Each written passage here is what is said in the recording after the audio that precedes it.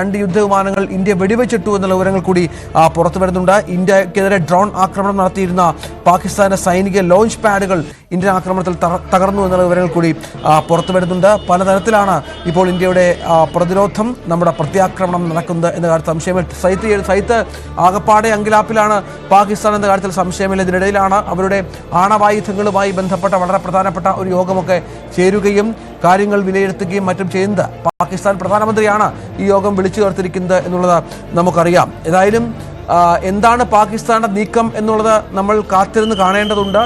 ഇതിനപ്പുറത്തുള്ള നീക്കത്തിനുള്ള ആരോഗ്യം അവർക്കില്ല, സാമ്പത്തികമായാലും രാഷ്ട്രീയമായാലും. പക്ഷേ അപ്പോഴും ഇത്തരം കുൽസിത ശ്രമങ്ങൾ അവരുടെ ഭാഗത്ത് തുടരും.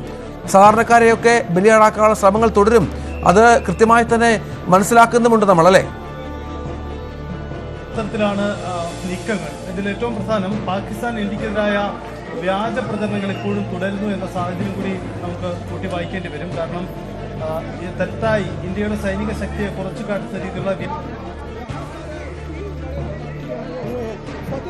തിരിച്ചു വരാം സൈത്തിലേക്ക്. ഇപ്പോൾ നമുക്ക് ദൃശ്യങ്ങളിൽ കാണുന്നത് പാകിസ്ഥാനിലെ വളരെ പ്രധാനപ്പെട്ട നഗരങ്ങളിലൊക്കെ ഇന്ത്യൻ ആക്രമണം ഉണ്ടായിട്ടുണ്ട് എന്നുള്ളതാണ്. നാശനഷ്ടങ്ങൾ സംഭവിക്കുന്നുണ്ട്. ഇപ്പോൾ ഇത് പഞ്ചാബിൽ നിന്നുള്ള ദൃശ്യങ്ങളാണ്. പഞ്ചാബിൽ ചില മേഖലകളിൽ ഡ്രോൺ ആക്രമണം ഉണ്ടായി എന്നുള്ള വിവരങ്ങളടക്കം പുറത്തു വന്നിരുന്നു. ചില സാങ്കേതിക പ്രശ്നങ്ങളൊക്കെ ഇന്ത്യൻ ഭാഗത്ത് ഉണ്ടായിട്ടുണ്ട് എന്നുള്ളതാണ്. അത് പക്ഷേ മറ്റു തരത്തിൽ വ്യാപിക്കാതെ തന്നെ നമ്മുടെ പ്രതിരോധ സംവിധാനങ്ങൾ വളരെ കൃത്യമായി തന്നെ ഇതിനെ നേരിട്ടു എന്നുള്ളതാണ് മനസ്സിലാക്കേണ്ടത്. വലിയ തോതിലുള്ള ഒഴിപ്പിക്കൽ അതിർത്തി മേഖലകളിൽ നടക്കുന്നുണ്ട്. സ്കൂളുകൾക്ക് അവധിയടക്കം പ്രഖ്യാപിച്ചിട്ടുണ്ട്. ശ്രീനഗർ എയർപോർട്ടിനടുത്ത് സൈത്ത വിശദാംശങ്ങൾ പങ്കുവെക്കാം. രഞ്ജിത്ത് സൂചിപ്പിച്ചതുപോലെ ഈ പാകിസ്ഥാന്റെ വ്യാജ പ്രചരണങ്ങൾ ഇന്ത്യക്കെതിരെ ശക്തമായി തന്നെ തുടരുകയാണ്. ഇതിനിടയിലാണ് ഇന്ത്യൻ പോസ്റ്റുകൾക്ക് നേരെ വ്യാജ ആക്രമണം ഉണ്ടായി, വലിയ നാശനഷ്ടം ഉണ്ടായി എന്ന അവരുടെ പ്രചരണം ഉണ്ടാവുന്നത്. ഇതിനിടയിൽ BSFന്റെ ഒരു പുതിയ വാർത്ത കൂടി വരുന്നുണ്ട്. BSF ടെററിസ്റ്റുകളുടെ ഒരു ലോഞ്ച് പാഡ് തന്നെ തകർത്തിരിക്കുന്നു. അത് സിലാക്കോട്ട് ഡിസ്ട്രിക്റ്റിലാണ് ഈ സംഭവം ഉണ്ടായിരിക്കുന്നത്. എന്തായാലും ഇത്തരമൊരു നീക്കം കൂടി ഉണ്ടാവുന്നുണ്ട്. ഒപ്പം തന്നെ ഇന്ത്യയുടെ പ്രധാനപ്പെട്ട വ്യോമ പ്രതിരോധ സംവിധാനം തകർത്തു എന്ന രീതിയിൽ ചില മാധ്യമങ്ങൾ, പാകിസ്ഥാൻ മാധ്യമങ്ങൾ വാർത്ത പ്രസിദ്ധീകരിക്കുന്നുണ്ട്. പക്ഷേ ഇത് തെറ്റ് എന്ന കാര്യം എയർഫോഴ്സ് തന്നെ വിശദീകരിക്കുന്നു. അത്തരമൊരു സംഭവം ഉണ്ടായിട്ടില്ല. കാരണം കഴിഞ്ഞ ദിവസങ്ങളൊക്കെ പാകിസ്ഥാൻ്റെ മിസൈലുകളെ തകർത്തത് ഇന്ത്യയുടെ വ്യോമ പ്രതിരോധ സംവിധാനമാണ്. S-400 എന്ന സുദർശൻ ചക്ര എന്ന് വിളിക്കപ്പെടുന്ന സംവിധാനം. അത് ഒരിടത്ത് തകർത്തു എന്ന അവകാശവാദം പാകിസ്ഥാൻ ഉന്നയിക്കുന്നുണ്ട്. പക്ഷേ എയർഫോഴ്സ് അത് നിഷേധിച്ചിട്ടുണ്ട്. ഇതാണ് ഇപ്പോഴുണ്ടായിരിക്കുന്ന സാഹചര്യം. 10:30 ഔദ്യോഗികമായ വാർത്താസമ്മേളനം നടക്കുകയാണ്. ഈ വാർത്താസമ്മേളനത്തിൽ വ്യക്തമാക്കപ്പെടുന്ന കാര്യം ഇന്നലെ നടന്ന ആക്രമണവും ഇന്ത്യയുടെ തിരിച്ചടിയുമാണ്. സാധാരണ രീതിയിൽ വൈകിട്ടും മാത്രം മാധ്യമങ്ങളെ കണ്ട് കാര്യങ്ങൾ വിശദീകരിക്കാറുള്ള സൈന്യവും വിദേശകാര്യ മന്ത്രാലയവും ഈ രാവിലെ തന്നെ മാധ്യമങ്ങളെ കാണുന്നതിന് പിന്നിൽ ഇന്നലത്തെ ആക്രമണങ്ങളുടെ സ്വഭാവം സൂചിപ്പിക്കുന്നുണ്ട്. പ്രത്യേകിച്ച് ഇന്ത്യയുടെ തന്ത്രപ്രധാനമായ സ്ഥലങ്ങളിലേക്ക് കയറി ആക്രമിക്കാനുള്ള പാകിസ്ഥാന്റെ നീക്കമുണ്ട്.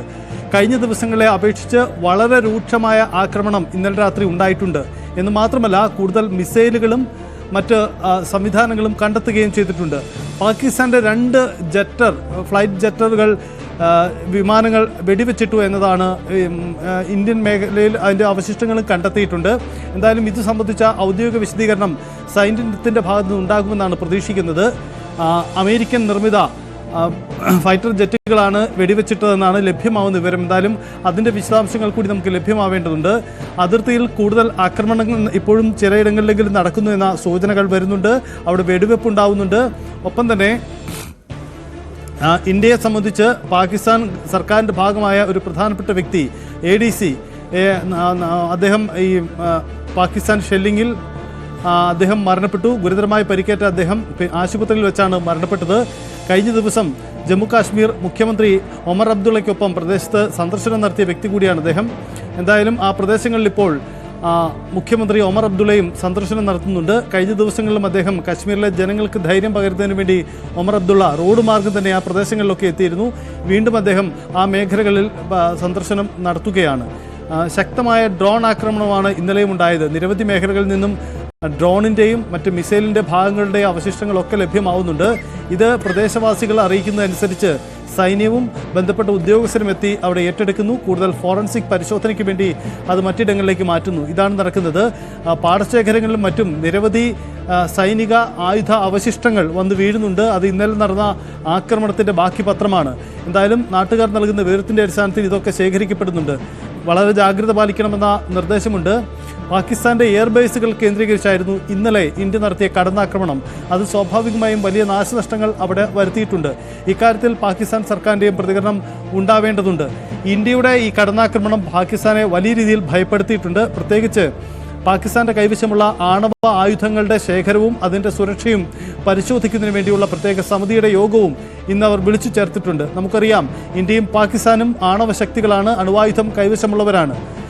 അതുകൊണ്ട് തന്നെ ഇത്തരമൊരു യുദ്ധം പരിധി വിടുമ്പോൾ അത് ഏത് തരത്തിലേക്ക് മാറും എന്നൊരു ആശങ്ക കൂടിയുണ്ട്. അതുകൂടി കണക്കിലെടുത്തുകൊണ്ടാണ് ഇന്ത്യയുടെ ഈ തന്ത്രപ്രധാനമായ പാകിസ്ഥാൻ കേന്ദ്രങ്ങൾ കേന്ദ്രീകരിച്ചുള്ള ഇന്ത്യയുടെ ഈ നീക്കത്തെ ചെറുക്കുന്നതിന് വേണ്ടി, അല്ലെങ്കിൽ അതിന് പ്രതിരോധം ഉയർത്തുന്നതിന് വേണ്ടി പാകിസ്ഥാൻ ഇത്തരം തുടർ നീക്കങ്ങളിലേക്ക് കടക്കുന്നത്.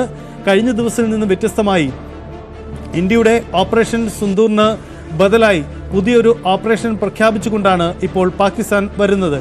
സ്വാഭാവികമായി അവർ അത്തരമൊരു സൈനിക നീക്കം ഇനി പ്രഖ്യാപിച്ചു കഴിഞ്ഞു. ഇന്ത്യയുടെ തുടർ നീക്കം പ്രതീക്ഷിച്ചുകൊണ്ട് തന്നെയാണ് പാകിസ്ഥാനും കരുതിയിരിക്കുന്നത്. എന്തായാലും ജാഗ്രത അതീവമായി തന്നെ അതിർത്തി മേഖലകളിൽ തുടരുന്നു. വ്യാജ പ്രചരണം പാകിസ്ഥാന്റെ ഭാഗത്തു നിന്നും വ്യാപകമായി ഉണ്ടാവുന്നുണ്ട്. ഇതിനിടയിൽ ഇന്റർനാഷണൽ മോണിറ്ററി ഫണ്ടിൽ ഇന്ത്യയുടെ എതിർപ്പിനെ അവഗണിച്ചുകൊണ്ട് പാകിസ്ഥാന് ഒരു വിഹിതം പണം അനുവദിച്ചിരുന്നു.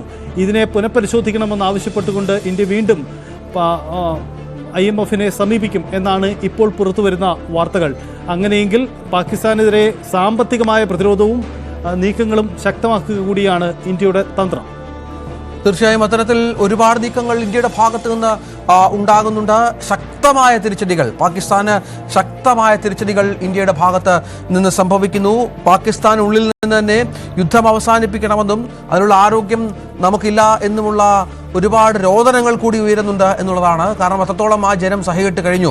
അവിടുത്തെ ഭരണകൂടത്തിൻ്റെ ചെയ്തികൾ, പട്ടാളത്തിൻ്റെ മർക്കട മുഷ്ടി കൊണ്ട്, സാമ്പത്തികമായ പ്രശ്നങ്ങൾ കൊണ്ട്, വിലക്കയറ്റം കൊണ്ട്, അവശ്യ സാധനങ്ങളുടെ ക്ഷാമം കൊണ്ടൊക്കെ ഒരുപാട് അനുഭവിക്കുന്ന ഒരു ജനതയാണ് പാകിസ്ഥാൻ എന്ന കാര്യത്തിൽ സംശയമില്ല. അവിടെ വീണ്ടും ഒരു യുദ്ധമെത്തുക അല്ലെങ്കിൽ ആക്രമണങ്ങൾ ഇന്ത്യ ശക്തമാക്കുക എന്നുള്ളത് അവർക്ക് ചിന്തിക്കാൻ പോലും പറ്റാത്ത സാഹചര്യമാണ് സൃഷ്ടിക്കുക എന്നുള്ളതാണ് ഏറ്റവും നിർണായകമായ കാര്യം. ഇതിനിടെ ജമ്മു കശ്മീരിലെ പോസ്റ്റുകൾക്ക് നേരെ ഇന്ത്യൻ പോസ്റ്റുകൾക്ക് നേരെ പാക് സേനയുടെ ആക്രമണം ഉണ്ടാകുന്നു തുടർച്ചയായി എന്നുള്ള വിവരങ്ങൾ കൂടി പുറത്തു വരുന്നുണ്ട്. കൃത്യമായ തിരിച്ചടി ഇന്ത്യൻ സേന നൽകുന്നുണ്ട് എങ്കിൽ പോലും പ്രകോപനം വല്ലാതെ ശക്തമാക്കുകയാണ് പാകിസ്ഥാൻ എന്നുള്ളതാണ്. പാകിസ്ഥാൻ ഡ്രോണുകൾ തകർക്കുന്നു, പാകിസ്ഥാൻ പ്രയോഗിച്ച മിസൈലുകൾ തകർക്കുന്നു, ഒപ്പം സാമ്പത്തികമായ ഉപരോധം ഏർപ്പെടുത്താനുള്ള ശ്രമങ്ങളും ഇന്ത്യ തുടരുന്നുണ്ട്. IMF അനുവദിച്ച ഏതാണ്ട് 8,500 കോടി രൂപ അത് ആ തരത്തിൽ നൽകരുത് എന്നുള്ള ആവശ്യം ഇതിനകം